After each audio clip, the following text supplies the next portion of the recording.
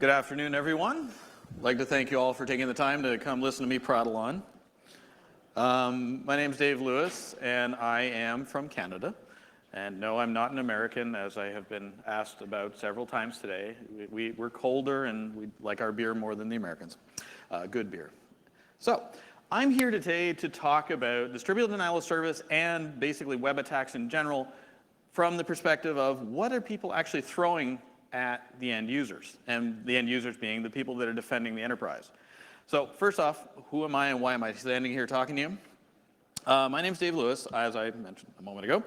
And before I got into the vendor space, which I'm in now, about 2 years ago, I spent just over 20 years as a defender in various shapes and sizes.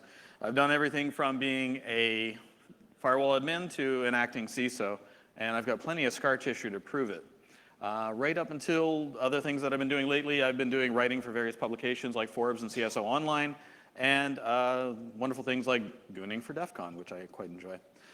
But more importantly, I'd like to thank the organizers of 44Con for having me, and let's get into it. So one of the things that I should tell about myself is I usually come across as an ill-tempered person. I'm not really. I just have that bit of an, I've been told that I come across like that online. So I'm not that bad. So what am I here to talk about? I'm going to talk about various parts of the landscape as it pertains to the denial of service attacks. Now, I'm going to go through a short recap on actors, some attacks, tools, trends, and the type of data. Now, why am I talking about the data? Specifically because this entire talk was born out of my frustration with reading the news. And then my frustration with reading the news is that people say, oh, there was a denial of service attack, but they would never get into the minutia of what actually had transpired. This really, I found this a little bit difficult to wrap my head around. It's like, oh, fire is bad. Awesome. Can we have a little bit more clarity? And the clarity didn't really ever come. So with the company that I work for, I should point out that my day job is working as a global security advocate for Akamai Technologies. We have more data than we know what to do with at times. We know what to do with it, but it's more of a case of where do we find the time to go through and crunch it. We have roughly 200,000 nodes across the world where we're going through and have all of our points of presence, and all of this information is being fed back to us. This is not a vendor pitch. This is just actually me giving an understanding as to what we go through. So with all of this data, we've been able to actually go through and parse out the types of attacks and various other types of information, which I'll get to later. One of the first things that I'll talk about that has always interested me is the mercenary types that are available for hire online. There are all sorts of attacker types out there that you can get for some sort of currency to hire to attack people. Like we had the Max Vision case, things to that effect, which ended badly for that particular character, but they're out there. They're available to be hired. This isn't fear, uncertainty, and doubt. It's just the practical reality of the situation. One of the really interesting things that we found when we were doing some research was this is a little bit dated, that's why I say ish. This is part of a menu system from an underground forum, and these are some of the prices that are a couple years out of date now, but it gives you a general idea as to the type of information that there are, the type of acts that were available to do. So if you want to do X, Y, or Z, or you hire a DDoS botnet, there's a price tag associated with it. With the commoditization of the distributed denial of service, this number has actually dropped rather significantly. I apologize to the cameraman in advance because I wander. Sorry, I should have warned you.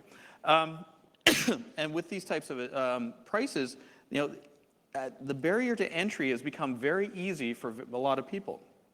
But all is not lost, rather, because there's other, pardon me, there's other organizations out there like this which set up a clearinghouse to have hackers hired for doing positive work, for doing any sort of testing. The problem was when I originally put this slide up, roughly 48 hours later, they were compromised and every single user was dumped onto Pastebin or something to that effect. So, right idea, sort of missed on the implementation. Now, when we take that look at that, that's a small subset of the space that's available out there. Now, what would be better than having a disposable workforce? A workforce that you could spin up, use as you so desired, and you really didn't care what happened to them. For some, that's a good thing. And I introduce you to the bored kids. Teenagers that sit at home in their basement, disaffected, listening to Rage Against the Machine or whatever current. I've just dated myself. And they are looking for a reason to be. They're looking for a purpose. And with these bored kids, they can be easily rallied to a cause if it appeals to them. And this is one of those things where it's like when you have this bored workforce, call it what it is, that is available, that is disposable for somebody of a negative bent, you can spin them up, get them to do your job, and you don't actually care what happens to them. In a lot of cases, in many countries, they are of an age that they would not face serious criminal charges. So this is one of the actors out there that I really worry about because a lot of these kids are negatively impacting their future because they're getting pulled in by other organizations. And one such organization that is, always prominent is Anonymous. Anonymous, unfortunately, with a brand like Anonymous, it's much like saying we're Kaiser Soze. You have a brand, you have a hex sign. Anonymous can be anybody who spins up a pastebin site. And this is rather troubling because these folks, whoever they happen to be, can be of a positive bent for a political reason or a socioeconomic reason that they're trying to do something positive by protesting. Or it could be somebody of very much of a negative bent that says, okay, we're going to attack this site because we're pissed off about whatever. And these are one of the frustrating things is because these are the folks that'll spin up and use that disposable workforce, the bored kids, and then they don't really care what actually happens to them. And there are some tool examples that I'll get to later on that we'll talk about how these chaotic actors are using this workforce, and I'll get to that a little bit more in a bit. So with this sort of thing, you have a decentralized, often chaotic approach. Then, obviously, we have the good old-fashioned nation-state, boo, yes, China, APT, all the rest of it. The frustrating thing I have here is it's far too easy to do attribution towards any one of these countries because they're not really going to argue with you. And it does frustrate me to a certain extent, but there are cases where it has actually been well-founded. We had the Qassam cyber fighters, ostensibly based in Iran, as well as PLA, excuse me, PLA 61398, which is a group that was apparently doing a great deal of attacks. Now, the Qassam also, the Al-Qassam cyber fighters, or QCF, did a lot of attacks a couple of years ago against financial institutions because they had various irritants that they were upset about, and they would attack all kinds of banks using a platform that they call Brobot, or we call Brobot. I'm not sure actually where the naming came from. Now, with these attacks, they also went after Canadian financial institutions. And at one point, there was an exchange. We said, well, why are you attacking Canadians? I said, well, it's all North America. You're all the same. And hence my reason for saying that I was Canadian earlier on. We are different, but to the QCF, we were not. So there was a lot of attacks there that drove a lot of awareness towards DDoS attacks. So what kind of attacks are we usually seeing? The ones that are typically getting the news are the volumetric attacks, and then we have the application and protocol-based attacks. Here's a sample of some of the examples that we have of SYNFLES, UDP, and all the rest of it. Now, first off, with the volumetric attacks, I'm a huge StarCraft fan, and I dated myself yet again. How many people know who this is? Or what this is, rather? Oh, I got more hands this time than I did before. Oh, that's good. This is the Zerg, and in the game, if you're building up your resources, you're building up your army, if these guys showed up, they would destroy everything. And it was rather frustrating. And this is a lot of the reason that I use this is because this is how I frame it for non-technical folks who happen to play this game or are aware of it, that this is what they would do in a denial of service attack. This is their idea, is to use up all of your resources. So with regards to that, we have all kinds of data that comes across the platform at Akamai, and we were able to actually go through and parse it out. And this is some of the data that we collected based on this past quarter, quarter 2 of 2015. And these are the attacks going against infrastructure. Predominantly, the attacks that we see going across our platform, about 90% of them are centered on infrastructure-based attacks. We have SSDP, I know it's a bit of an eye chart, and SYNFLES, those are the two primary ones. SSDP, Simple Service Discovery Protocol. This is something that I have put out there before, and I'll talk about that in just a second. There we go. This is something that's used to amplify attacks. I received an email from the Organization for Universal Plug and Play, and they took issue with an article that I wrote about SSDP being used as an amplification attack mechanism. They said that's just not true. It's actually 100% secure. Okay. I had a bit of an issue with that because, one, we had raw data that shows that this is actually not the case at all, and they actually demanded that I take the article down. I said, did I say anything that was categorically wrong? And they said, well, we disagree with it. And I disagree with a lot of things I write too, but I wasn't going to take it down.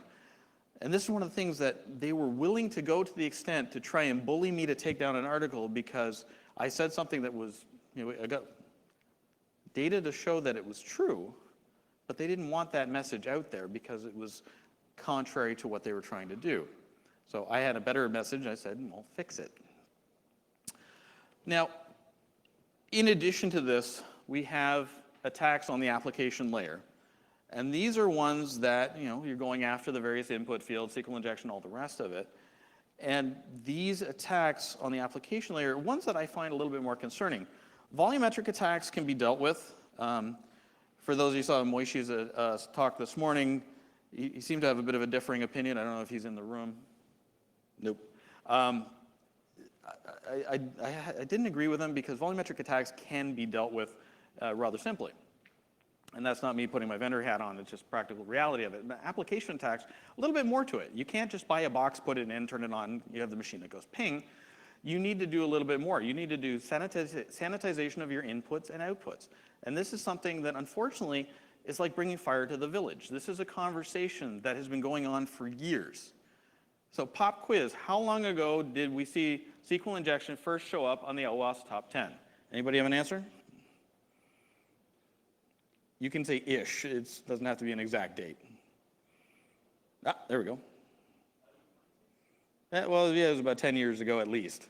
So yeah, I mean, I think they started them in around 2002, if I remember correctly, or the top 10. But suffice it to say, it's been around there long enough that this is a solvable problem. And this is something I'll return to again a couple times in the talk, that SQL injection is something that really shouldn't be there because it is something that can be solved. Now, when we're looking at application layer attacks, a lot of the stuff that we were able to collect on our data is this. This is how it broke out. So application layer attacks accounted for 10% of the attacks that we saw in Q2 of this year. Only 10%. And HTTP GET was about 8.74. Not a huge proportion of it. And I think a lot of it is because there are simple tools out there where people can do click, click, next. And then we have the commoditization distributed denial service, which I'll talk about a little bit more in a bit.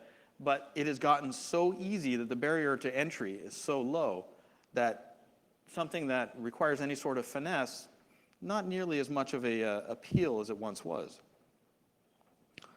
Now, excuse me, extortion-based attacks have been around for quite some time, but they really rose to prominence about a year ago.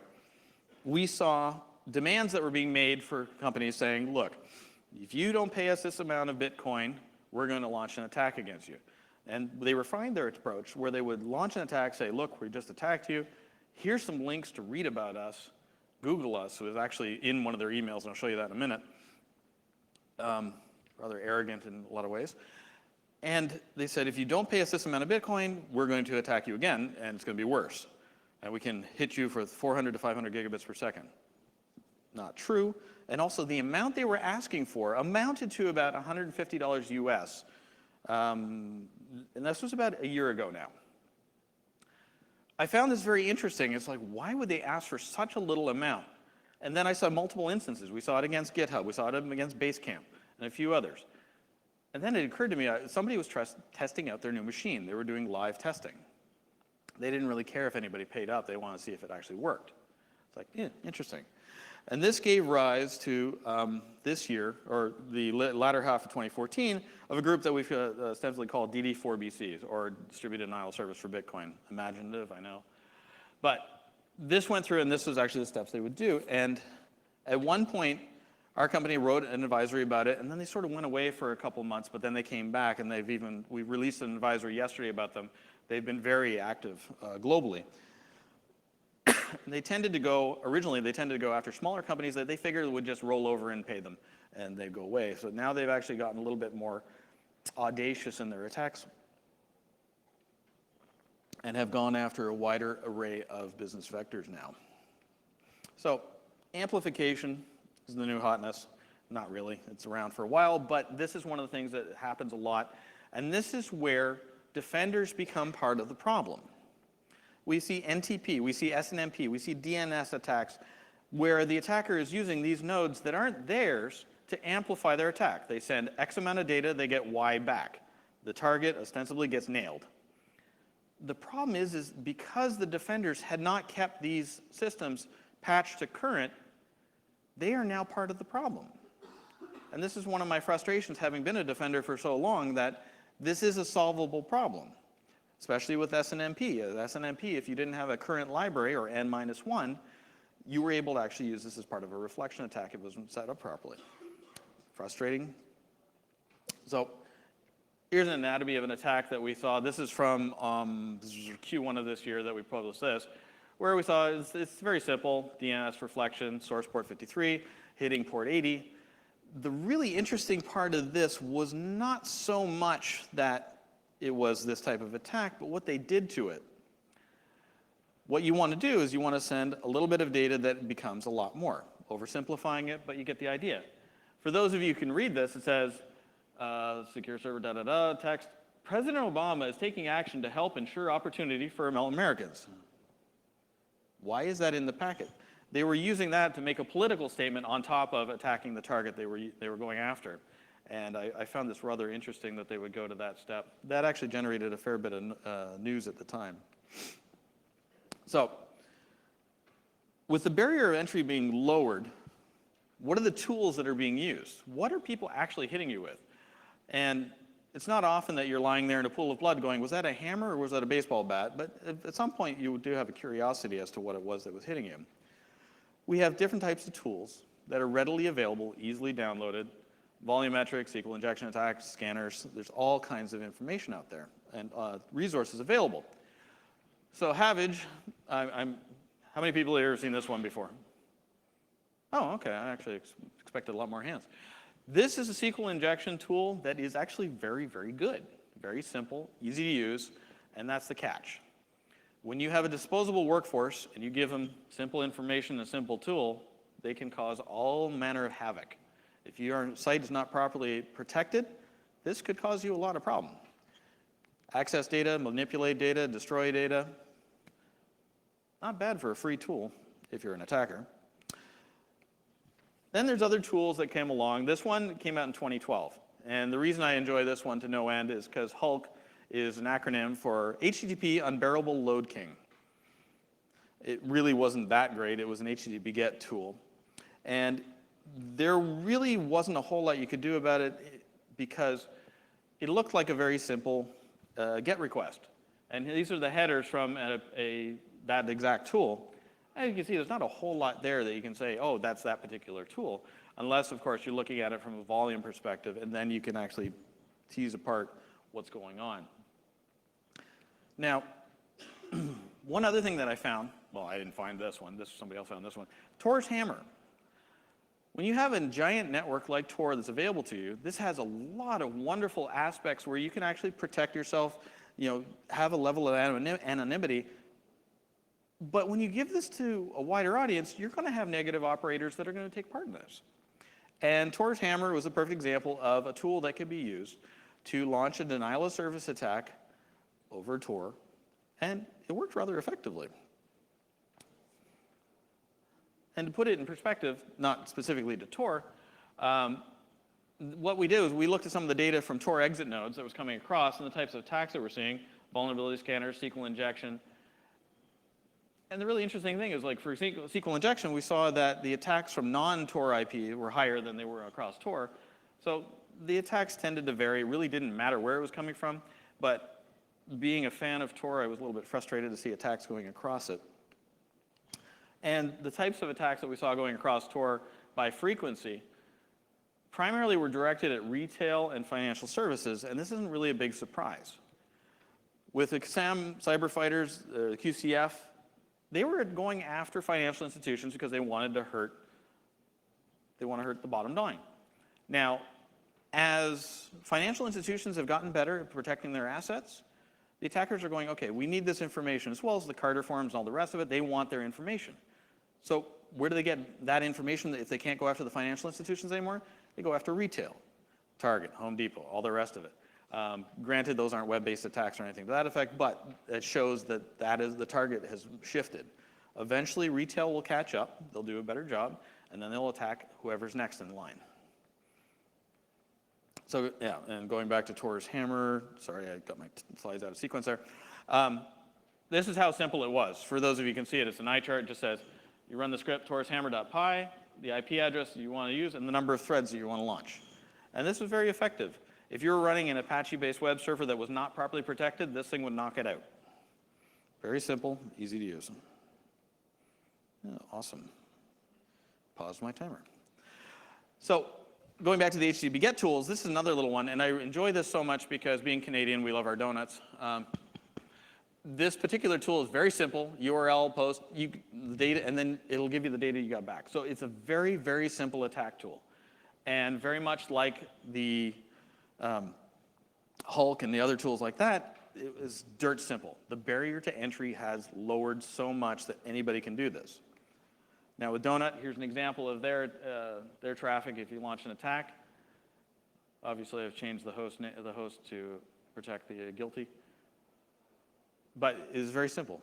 Nothing really fancy. And speaking of simple, low orbit ion cannon. Anonymous put this tool out to their disposable workforce, but one thing this tool didn't do is anything to obfuscate the attacker's information. If you were an attacker running this thing, you were in logs. Your IP address was recorded. Also, if you trust a group that calls themselves anonymous, you're going to get what you're going to get. So this was a crowdsourced tool, went out to the disposable network. It was actually pretty effective in what it was there for, and it was pretty simple to tell what was going on. But unfortunately, the disposable workforce ended up, a lot of them went to jail. So what came next? High orbit ion cannon. This tool was very much the same sort of beast, but here they had things called booster packs where they were able to actually change the rules that were running within it so that the traffic would look different. And it was not as simple to protect against. And you could block here against the type of user agents and things like that, but they could change it on the fly. Really interesting. Now with QCF, their particular tool was something they wrote themselves, and this was referred to as Brobot. And this is a PHP platform that would leverage compromised WordPress installations. And there were a few other installations out there, but their primary bread and butter was compromised WordPress installations. But WordPress is secure, right? Yeah, exactly. I've been running a WordPress site now for almost 10 years, and I am surprised that it's still standing, I'll be honest. And this tool was so good that it was actually they were able to transition an attack with 5 minutes. So if you put in a block in place, within 5 minutes, they had retasked their platform for a different type of attack. It was very nimble, very agile. And it still exists today, it's just in a deprecated format at this point. And then we had tools like wget. This is one of the things that frustrates me to no end. When there was a news cycle not too long ago where wget is an attack tool. Wrong. It's like saying a hammer is an attack tool. Yes, you could brain somebody with it, but that's not its purpose. So I worry that law enforcement and governments are focusing on the tool as opposed to the intent. And this is one of the things that I worry about. Hopefully, we as a collective organization, being InfoSec, or however you self-identify, can take this message beyond these points to do a better discussion. And this slide, which I swore to God I removed, this is about Beast. I will not talk about this. I'll let you read it for a second. I had intended to pull that one out. So with the amount of data that we have on our platform, we're able to actually see a lot of trending information. And the types of attacks we see are very interesting. First and foremost, that this one, and this is no shock to anybody, are the media horrors, as I like to refer to them. These are the folks that are like, I attacked you, I hacked you. There were days with alldos.de, we had attrition.org, where everybody could post their compromised site, or Zone H, there's another one. They could put up screen caps of the sites they had compromised. And it was like, hey, look at me. Now it has transitioned to the booters and stressors out there where they can knock people off because they're upset because they didn't do well in a video game. And the motivations are nonsensical, but in a lot in the same way, nothing's really changed because the defacers from 10 years ago, it's the same sort of mentality. And this is one of the things that I find a little bit concerning. Now, in Q4 of 2014, we saw the Lizard Squad come to fruition. And these were guys that were born out of, knocking people off. And they went, wait a minute, if I boot this guy off the network, I'm actually affecting all these other people. Oh, I'm a hacker. No, you're not. You're an attacker. You have criminal intent. So they were doing this, they were spinning up, and just before Christmas, they got into a lot of news organizations, and some of them did press. They did interviews for television. If you're committing a criminal act, is your first idea to go stand in front of a camera and admit it? So this is one of the things that really frustrated us. We actually see this rise in these sort of attacks, which was led to what I call the commoditization of distributed denial of service. We're now seeing SaaS platforms, they've been around for a while, but they're gaining prevalence and they're getting bigger and they're getting stronger. These platforms where people can go and for a little bit of Bitcoin, they can launch an attack. I'll dig into that a little bit more in a second. So Lizard Squad was one of the ones that were very good at staying in front of the press and very bad about not getting arrested. And they launched their own denial of service tool, and I say their own in quotations, because it was actually built on code from another organization called Titanium Stressor. They literally took the code, forklifted it, put it over, and put a new logo on it. And one of the interesting things about it was the price model that they had available. They had different types of packages based on the number of seconds. And this one, for whoever can't see it, because it's blurry, and heaven forbid I put up a clear image, is 7,200 seconds. So this plan here, for $69.99 a month, I'm assuming US currency, or you can do 280 lifetime, which I find rather amusing because lifetime isn't clearly defined. So I took that number of $69.99, divided it by 30 days in a month, came out with $2.33 a day. In the United States, if you're buying a coffee there, an Americano at Starbucks is $2.55. So for less than a cup of coffee a day, you can launch a denial of service attack. Rather interesting. So I talked about booter and stressor rather briefly. So what is a booter? And it's one of the interesting things here is like, what does that nomenclature mean? It's a different type of etymology from a stressor. So a booter is when you go into an online gaming world and you want to knock one of your rivals off in a massive multiplayer online game. So that's where it was born out of. And these rivalries could get rather heated. So these tools, they could use them to identify the person, knock them off the network, and that sort of thing. And that led to the stressors. Now, what's a stressor? The stressor is really interesting because that's a legal artifact that they like to use to try and protect themselves. To say, oh, well, it's actually a stress testing tool. It's not a denial of service tool. You can't arrest us. We just built it. Our customers are using it. And it's really interesting how these malicious actors think that this is something that is going to work for them. But, kudos to them for even trying. Now, there are different kinds of stressors and booters out there. This is just a random list to varying degrees of success. This one here, Big Bang Booter, was one that I have been told by multiple sources really isn't very good. But I have to give them credit. They have the slickest marketing. And let me get to that right now, see if this is please work. Here we go. I deliberately didn't put any audio on here because the music is atrocious. I'm just going to let this run for a couple of seconds because this is going through and it's showing this is how wonderful our platform is. And these are the types of things that we have. Private custom source. Okay, sure. And there's a few other interesting things here is that they're trying to position this as a legitimate business. You want to hit like a boss, which doesn't sound like legally good ground to be standing on. Oh, they have a boot page. So if you're pissed off at Johnny because he beat you at whatever game, Destiny, then there you go. The best part is yet to come, untraceable servers. Yeah, right. That didn't work out so well. A+ attack methods, and here it comes. 24/7 friendly support. They have gone to the point where they are trying to position this so much as a business that they are willing to say that they've got 24/7 online support. Great production values, crap product, but it shows that they really have taken the time collectively to move commoditization of DDoS into what they see as a legitimate business model. And unfortunately, they do make money at this.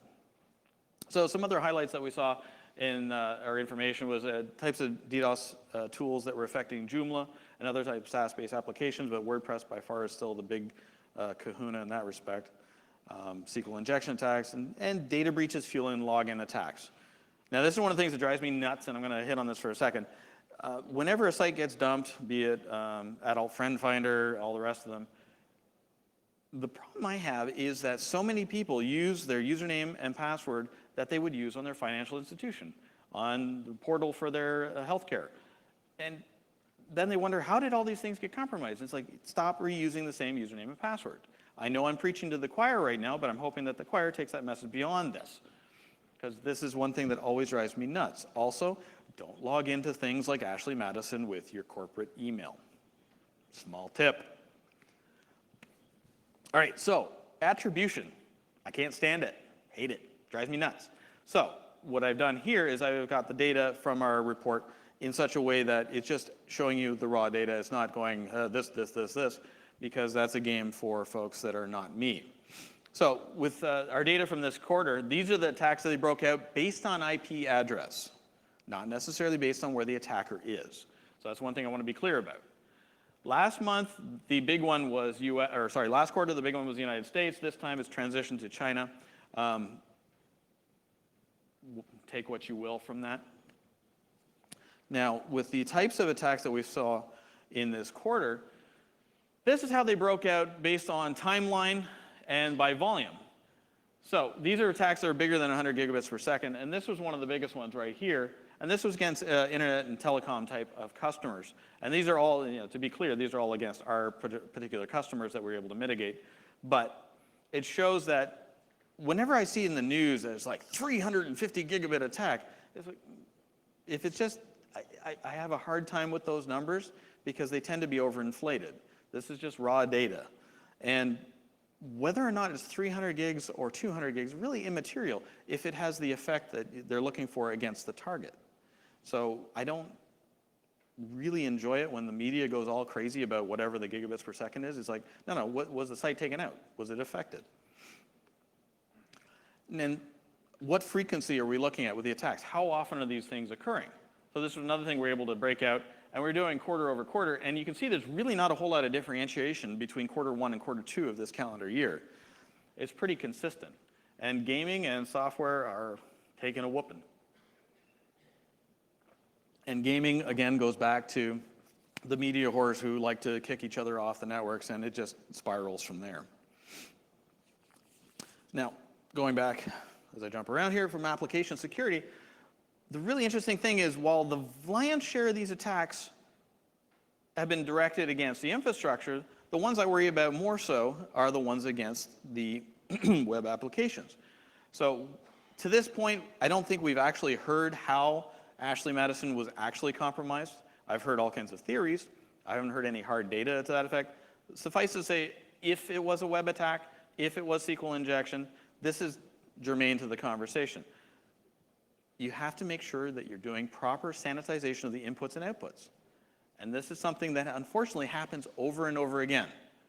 And this has got to stop. So based on these sort of things, web application attacks, again, financial services and retail. Why? Because they have all the financial information. They have all the credit card information. Financial services, a little harder to attack. It's not nearly as sexy now because it is require heavy lifting. Retail, a little bit easier, lower barrier to entry, lower bar to entry, rather. Now, from a misbehaving perspective, one of the interesting things that we noticed over the last 2 quarters is that while the lion's share of infrastructure-based attacks came from non-US IP addresses, the lion's share of the web attacks, originated in the United States. I found that very interesting little bit of information. About 52% of the attacks originated in the United States. Read what you will into that. So one of the interesting things here is that we found for the SYN floods, which we don't actually let go beyond our perimeter, but we do record this information, is that this is the type of thing that we were seeing. this type of traffic was coming across. This is part of a SYN flood. And this was one that reached over 300 gigabits per second. And this is the kind of thing that doesn't require a whole lot of heavy lifting to launch this. You just have to have access to the right tools. Enter commoditization of distributed denial of service. And these attacks have been growing over time. So going from Q1 of 2013 up until present day, we were able to go through and plot this information out and in the IQR chart. And each one of those dots is specific to an attack. And as you can see, just visually, as we go across, we're seeing that the attacks are increasing. And what does that mean? It just means it's easier for them to attack. It is simpler. As we heard this morning, for those of you who attended that talk, just write your own script or download a tool. It's so simple to do it. I don't recommend this because it's quite simply you can go to jail, and nobody really needs that. Now, when we're going through our data, there's all kinds of other things that we saw. SQL injection, remote file inclusion, local file inclusions, and Java. Java is still out there. It's still being attacked. And I think Java is one of the most maligned pieces of software ever because I think it's a great remote access tool. And they just marketed it in all the wrong ways. So, SQL injection. Why will this not die? I've mentioned this a couple times during the talk, and this is one of my great frustrations because you see time and again these attacks, these dumps on pastebin or whatever Tor underground site you want to look at. There's too much information out there. It's getting simpler and simpler. Or maybe I'm missing something. Defenders are just getting overwhelmed. Just in Q1 of this year, actually, we recorded over 52 million SQL injection attacks alone. This is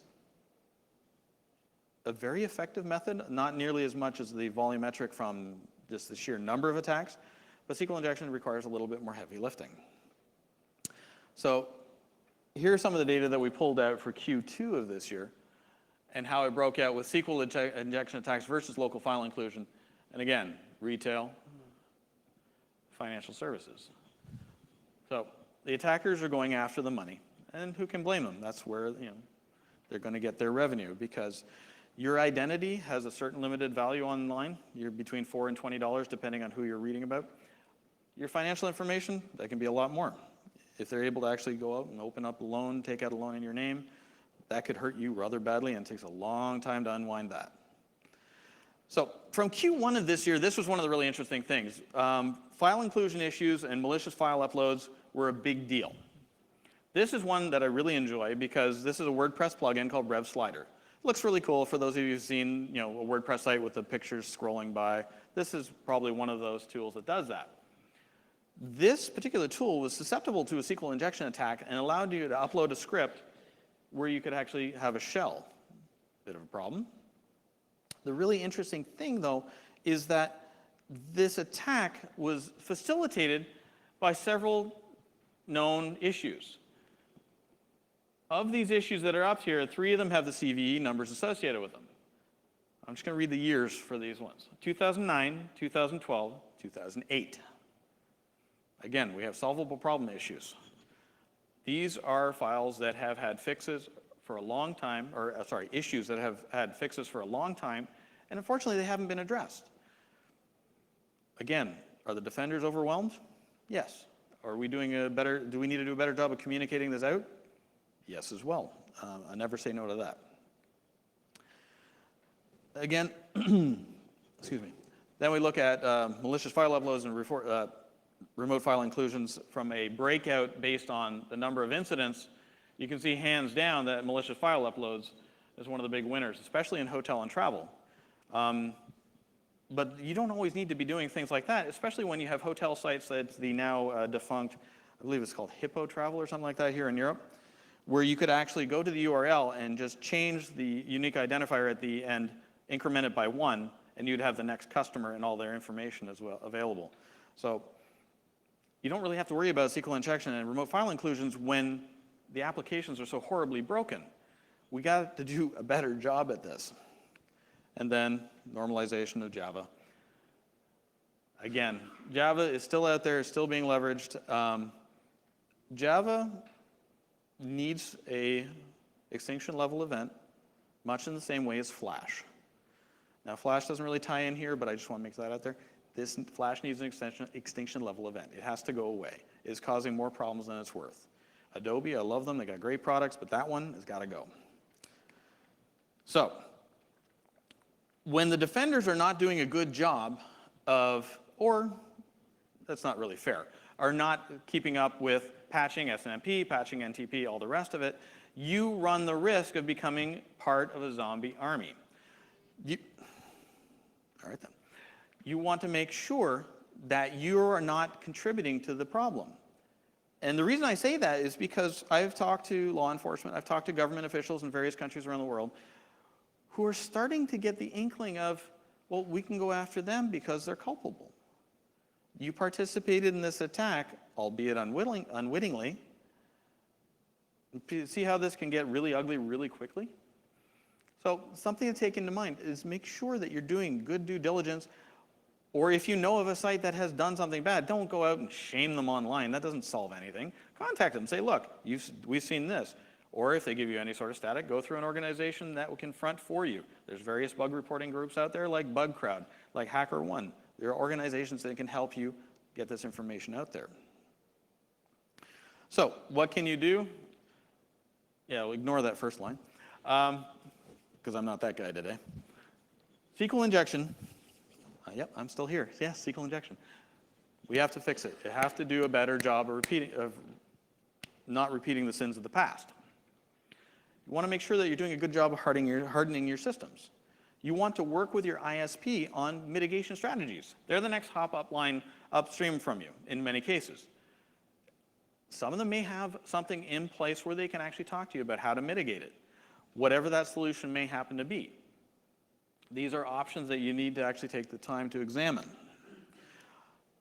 You want to work on ACLs, as simple as that may seem, to work on filtering out bad traffic. How many people here have bogon lists on their edge routers? Anybody? 1. Oh, 2, 3, 4. Oh, 4. That's more than last time. These are the kind of things where if you are not doing any sort of traffic whatsoever with Canada, null route us into oblivion.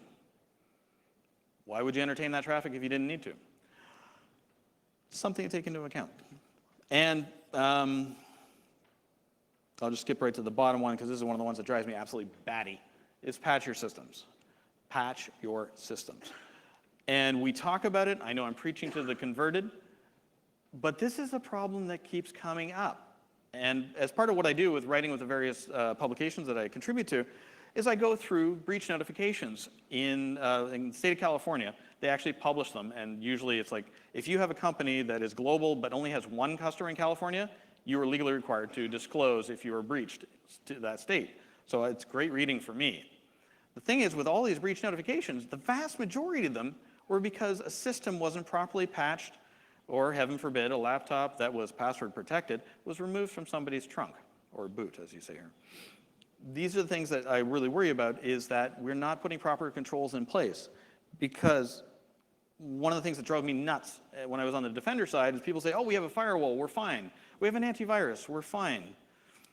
No, you got to do a better job. We need defense in depth. We need to make sure that we're doing a better job of controlling that information.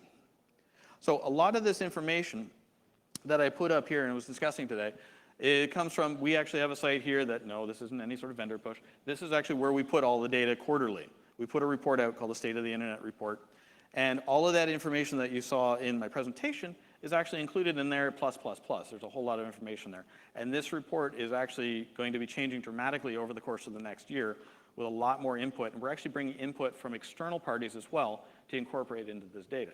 So we're hoping that this will actually become a very beneficial tool, much in the way that we saw with the Verizon data breach report has in the past, that we can actually help contribute back to the community, that give you that information to help better protect yourselves.